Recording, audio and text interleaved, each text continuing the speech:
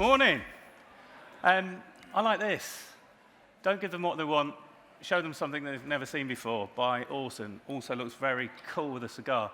My name's Gareth. I work for an agency called Pablo. We've got offices here in New York.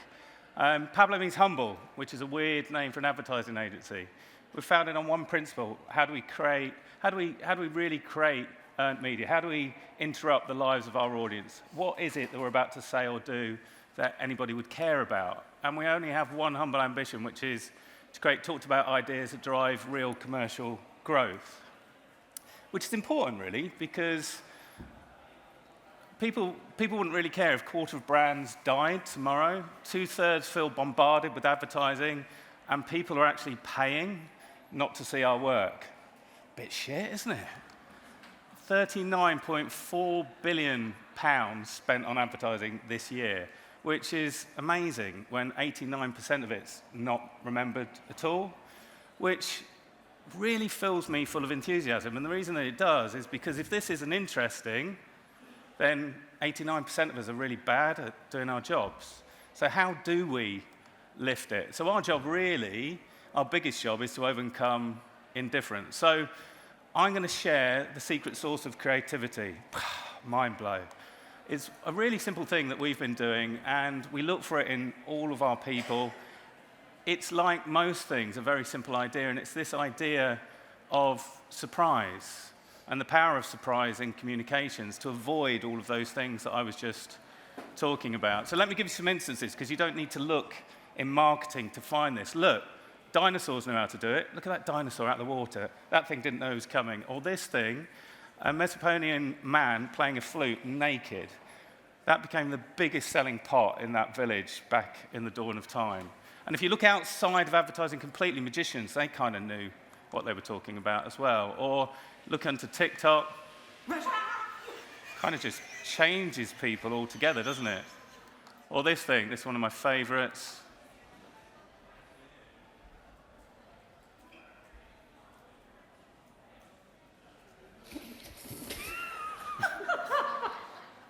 Just surprising, isn't it? Wakes you up a little bit. But seriously, when you get something that surprises you, you want to tell people about it, don't you? Alan? But equally, there's real rigor behind this, because we've all read this, haven't we? The long and the short of it. One of the best things that we've been reading in our industry. For those that you haven't, it's a big study on how fame brands are more effective than rational campaigns, And I love this quote. So fan campaigns are usually surprising in some way. That's why people share them. They've got a point, haven't they? It wouldn't really be worth sharing something that's quite bland or hugely rational. And life is full of surprises. Look, I've watched this 15 times. He never makes it. And brands need more of this. And there's even more science behind this. So if you think I'm just doing that little blur on screen, I've got some real scientific words here. When you experience surprise, your body releases dopamine. And what that says is pay attention to your body. It actually stops your body and makes you more engaged. It also releases something called, I'm going to try and pronounce this, norepinephrine, something like that, says a dyslexic man. What that does is it holds things in our memory for longer. So actually, going back to that 89%, surprise is really important. And as we've said, we're more likely to share that stuff. So surprise leads culture. One of my bugbears, done about you, you sat around, God, I want an idea that takes part in culture. Who wants an idea that takes part in culture? It's a bit like being in a queue and taking part in a line, isn't it? What are you doing with brands to actually get out there and lead the cultural conversation? What surprises are you creating in people's life that actually makes a difference, creates some talkability? And I love this. This is really interesting. Horror movies are Hollywood's most profitable genre. Think about it.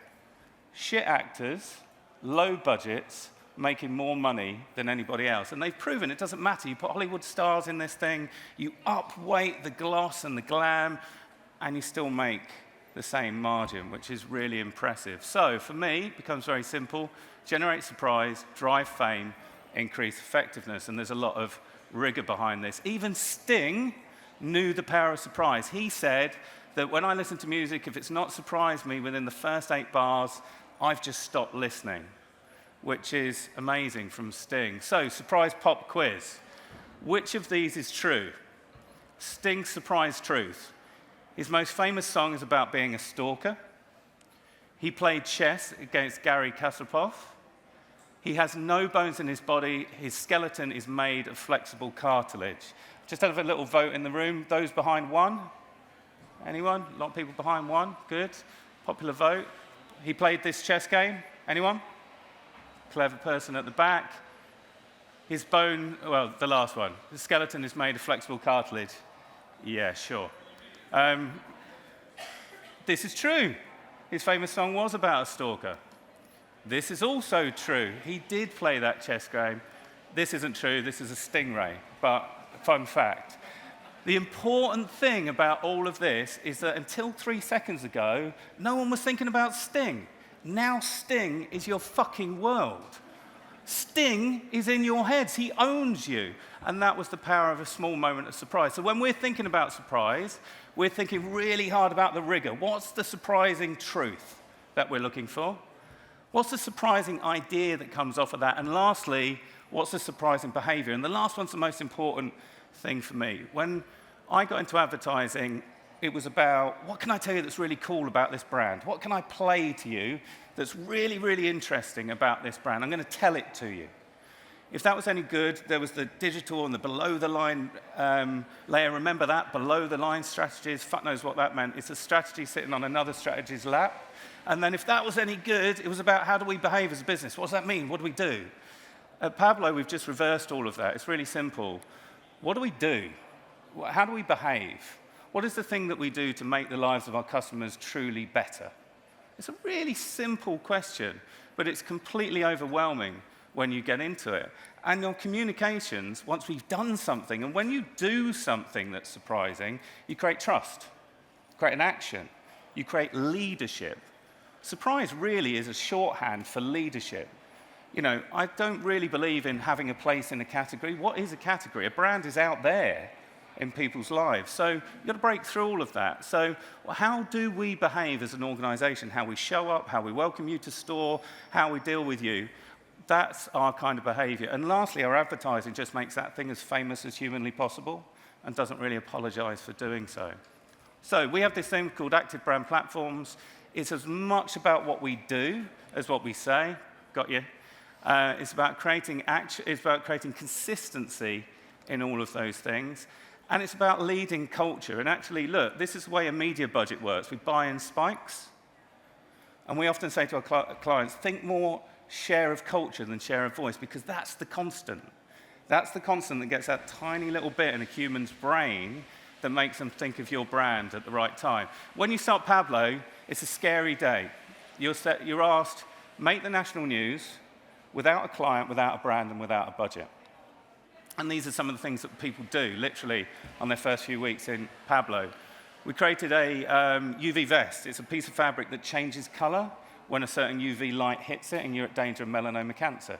Don't know if that's an advertising campaign. It's a thing.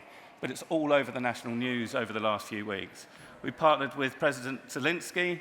We created a fake tourism campaign right in the heart of the conflict when people were starting to put it in the middle pages.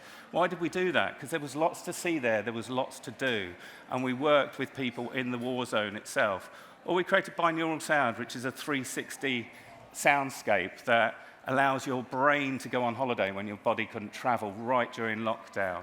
Or lastly, when people said, keep your offices open, demonstrate your culture to brands, we shut them, gave them to a landlord and said, we want to give our rent money to shelter because whilst we don't need a home, there are plenty of people that do. That's a demonstration of us. And again, we were able to make the national news. So as an agency brand, we're able to actually take part. A couple of examples of this. We pitched for Deliveroo a few years ago. This was the category, making the rider famous. Hands up anybody that when somebody came to their door, they opened the door and they went, oh, hello, hi, come in. Thanks for that. You're here, join us. Why not? You don't do that, do you? The rider's not the really exciting bit. It's that content, isn't it? It's that thing in their hand. Like Netflix don't wang on about fiber optic cables, do they? They talk about the content. They talk about the thing that's exciting. And for Deliveroo, that was food. How do we make the food experience better? Or DFS, it wasn't about the sale and comfort. We went to the DFS website and their proposition was about comfort. There was a clock ticking down, telling you how much longer you'd got to make the winter sale. I didn't feel that comfortable. It was about actually how you explode, how they find style. Wilkinson sword, GiffGaff. Are you on GiffGaff or something? Really, they over-index in happy customers. So really, their customers are off their melon on GiffGaff or something. So can you spread that feeling through your brand? Or lastly, I'll just hit on this one because I know I'm running short of time.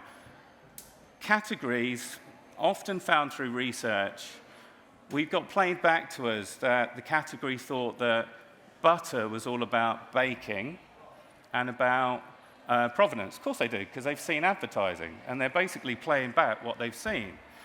What we said to them was, we need to break the category, we need to lead, we need to create some surprise. And isn't it a bit weird that we eat stuff that's been chewed, regurgitated by a cow, and then pushed out their body? That's odd, isn't it? So actually, we were repositioning a sub-brand that was about plant butter. And they were saying, it tastes as good as butter, which is almost like have that thing that's almost as good as the thing that you want. The leadership, the surprising position is to say, this is the innovation, this is the new world, this is the old world. And what we're going to do is we're just going to destroy it by asking people how weird it is that cows do this, and we'll skip the cow. What's interesting about this, and Deliveroo, 90,000 new customers a week. DFS, 3 years of best sales period without a sales message. Flora, from that sub-brand, they rebranded all of their butter brands to Flora. The food group was called Upfield, and now an 8 billion food group is called the Flora Food Group. All off of an idea from a sub-brand, a surprising idea. So I know I started it with interesting pots of a naked man riding a dolphin, but it's still as true today as it was then. So how does your whole comm system, your behavior, create surprise? And once you got it, keep doing it, because that's the momentum that really builds brands. So embrace surprise, it works. Thank you.